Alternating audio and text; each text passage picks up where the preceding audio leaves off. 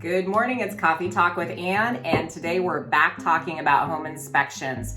So I thought I would share a little story. So I put this darling bungalow on the market over a week ago, and we got a contract, and we're in the midst of home inspections. It's a 100-year-old house. It's just absolutely adorable. And when you know it, during the home inspection, they actually found a abandoned well in the crawl space. According to the buyer's agent, the home inspector almost fell in it upon going in the basement. So here's kind of a photo of what that looks like. And the seller was kind of surprised. The seller's owned the house for about 40 years, and he has a vague recollection of that well. But as it turns out, there's a well, we have to work on getting it decommissioned, that sort of thing. But why I'm bringing this up is because so often we go through the home inspection process and we have absolutely no clue about all the things going on with our house. And oftentimes it's in the crawl space, or it's in the attic, or it's not something we're paying attention to. Like, many of us don't ever go in our crawl spaces. I know for me, I've only gone in my crawl space maybe once, but most people never go in their crawl spaces, and that is perfectly normal. Usually you don't see your crawl space ever. The home inspectors do, or unless you have a problem underneath your house. So what are the type of things that pop up in inspections that we typically don't realize? I thought I would kind of bring up the highlights that happen in probably about 40% of the home inspections that I go through. First of all, let's start with the crawl space.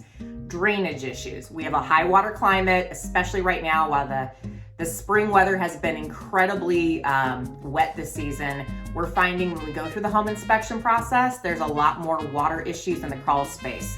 So we don't want water in the crawl space, because if it stagnates in the crawl space, it kind of turns into high moisture that goes up inside your house and can cause other issues.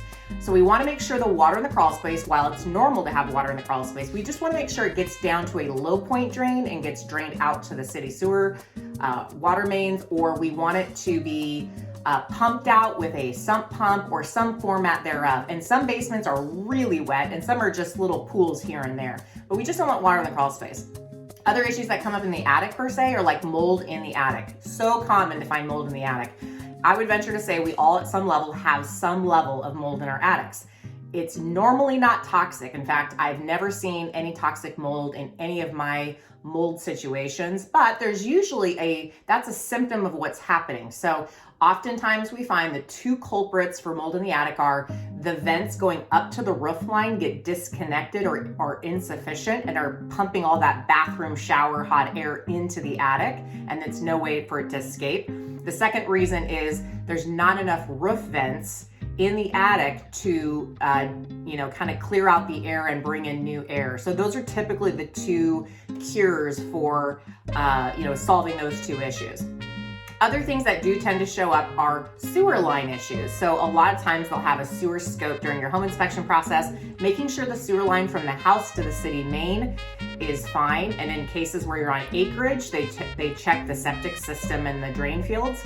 And that's oftentimes where we find issues with the sewer lines. Maybe there's like a little, divot in the sewer line that could cause blockages. There's breakage. Sometimes root intrusion gets in. There's all kinds of reasons that you can have issues with your sewer line, but oftentimes that shows up as well. So this week's Coffee Talk is all about home inspections and all the things that we find that we don't have any clue are going on with our houses. So if you guys have any questions about home inspections, or if you're concerned about anything in particular, hit me up and let me know. I do have contractors and vendors that can certainly go out and check things out if you have concerns. And I hope you guys are having a great week.